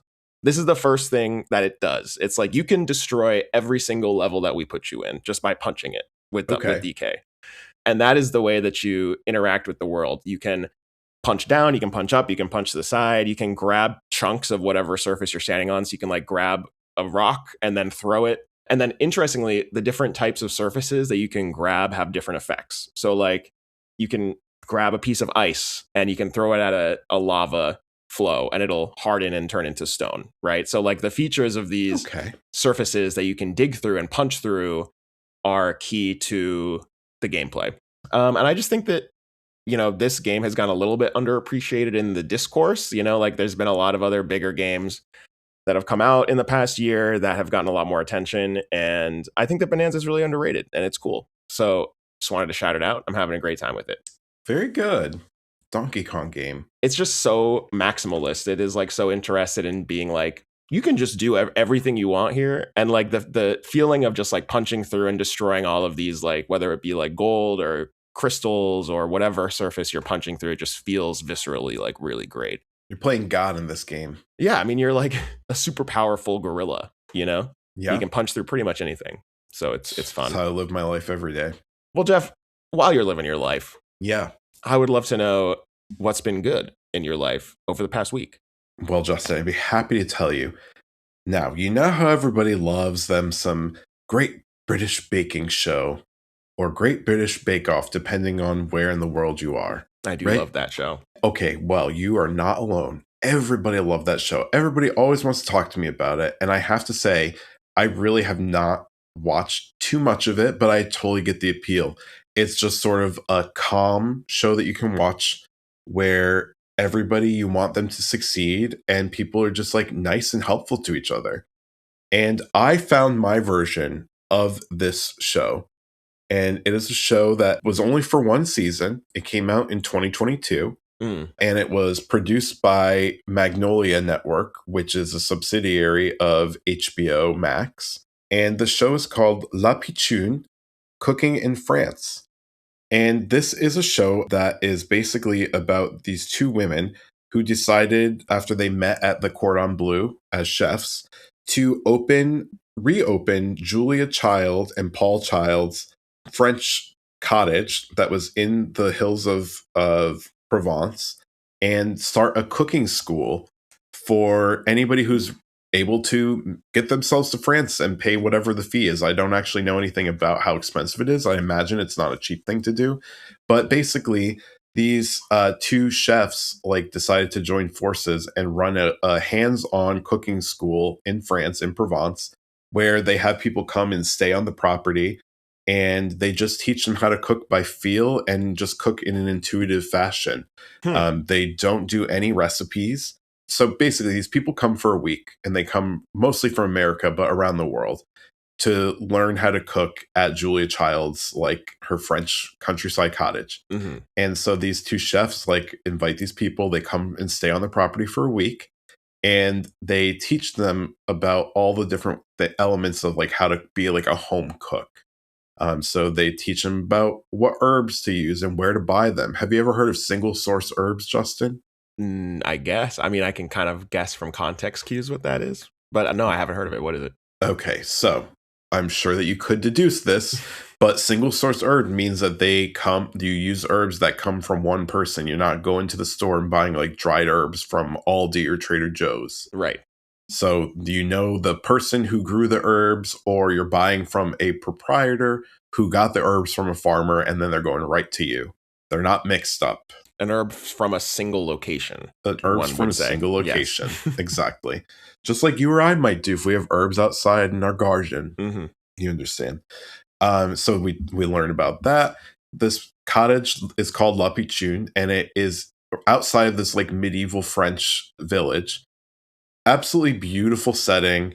It's just so gorgeous to watch. The way that they film it, they do a lot of aerial shots. They do a lot of scenic shots of the people like who are there to learn for the week, walking around the villages, talking to the fishmonger, the cheesemonger, all the different people who are selling, their fresh produce out on the sidewalk. Lots of open air French markets. It's extremely beautiful. It's extremely calm, but like they do fun challenges. So the head chef, whose name is McKenna Held, she'll be like, okay, you're breaking into groups of 3 and you have 100 euros and you need to go buy ingredients. And they're like, okay, what should we buy? And she's like, buy ingredients. And so they're like, okay, but like, are we buying fish? Are we buying meat? And she's like, buy whatever you want, whatever looks good to you. And then it's cool because these people will come back to La Pitchoune and they're like, okay, what are we going to do with this? And then McKenna's like, okay, we have this and this. We could put these together and make this dish. And it's just a really cool way to learn how to cook. Mm-hmm. And so they definitely are focused on like technique. So there's like a day where they show them how to make omelets the right way or the French way. They show them how to do a souffle. They show them how to like make a rub for meat out of all the spices that they bought. It's very cool. It's very intuitive. It's a very relaxing show. Again, it is really beautiful. And the two women who run this, McKenna Held and Kendall Lane is her like sous chef. They just do a really cool thing where they just show people how to make food with whatever ingredients they gather, and it's a very relaxing show. You know, it's amazing to see the influence that Julia Child has had and continues to have, not only around like people who are interested in becoming better cooks or chefs, but also just like in the entertainment field.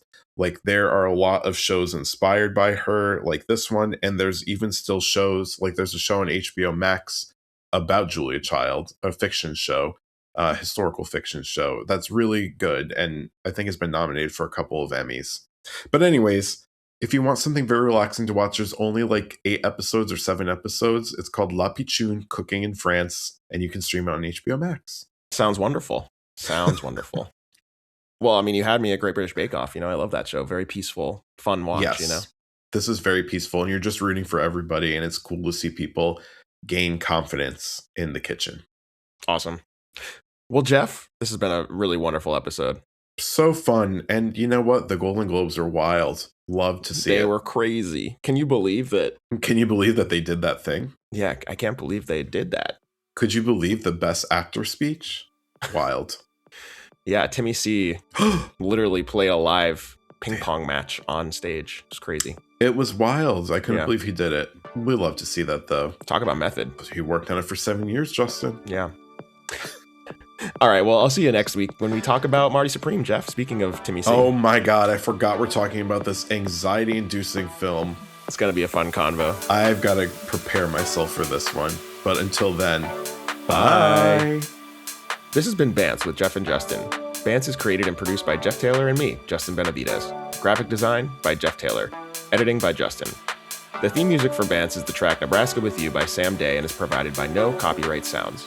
Email us at bantspod@gmail.com with any questions, recommendations, or just to say hi. If you like the podcast, rate and review us on Apple or Spotify. And tell your friends. Bye.